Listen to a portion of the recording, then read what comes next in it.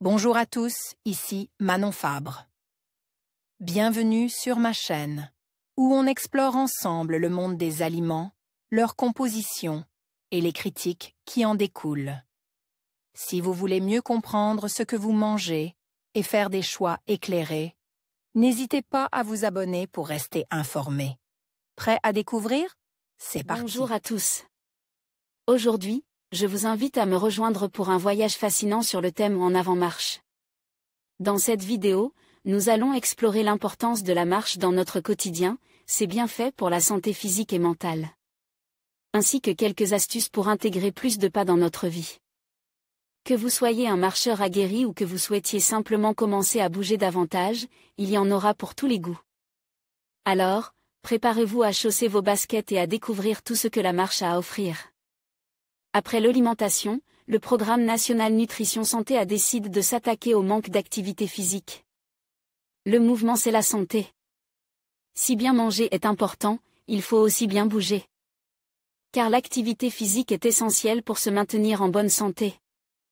Attention, il ne s'agit pas d'être un athlète, mais simplement d'éviter d'être trop sédentaire.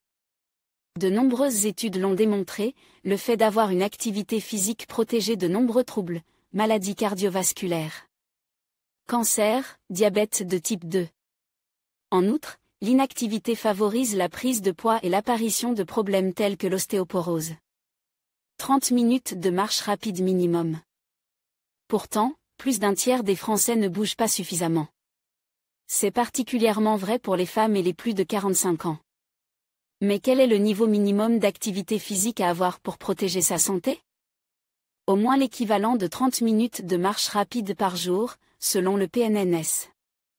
Mais il s'agit d'augmenter son activité physique naturelle et quotidienne et non de se mettre à pratiquer un sport de manière intensive.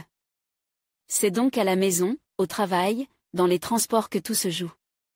Si vous voulez savoir si vous bougez suffisamment, vous pouvez faire notre test.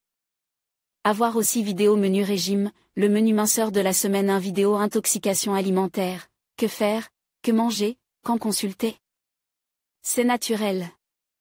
Dans sa campagne pour promouvoir l'activité physique, le gouvernement fait un parallèle éloquent, alors que marcher, sauter, courir est une seconde nature chez les enfants, cela disparaît chez les adultes au profit de la voiture, la télé, l'ascenseur. Il est donc essentiel de retrouver le plaisir de bouger. Les conseils classiques sont bien sûr à ne pas oublier. Préférez l'escalier à l'ascenseur ou aux escalators, pas tout le temps forcément. Mais le plus possible, ne pas prendre sa voiture pour faire 300 mètres, éteindre la télévision, sortir le chien un peu plus longtemps. Sortir marcher pendant la pause déjeuner. En complément, n'hésitez pas bien sûr à vous inscrire dans un club de sport, faire du roller ou aller à la piscine le week-end. Vous direz, c'est bien gentil tout ça, mais en ville, ce n'est pas vraiment possible. Piétons ou cyclistes doivent affronter trottoirs impraticables, traversées dangereuses et pistes vaguement aménagées. Difficile de renouer avec le plaisir de bouger dans ces conditions. Malheureusement, rien n'est prévu par le gouvernement en matière d'urbanisme dans le PNNS. Votre seule chance est d'avoir un maire qui prenne les devants. Alors n'oubliez pas, 30 minutes de marche rapide, 5 fruits et légumes par jour. Ce ne sont pas seulement.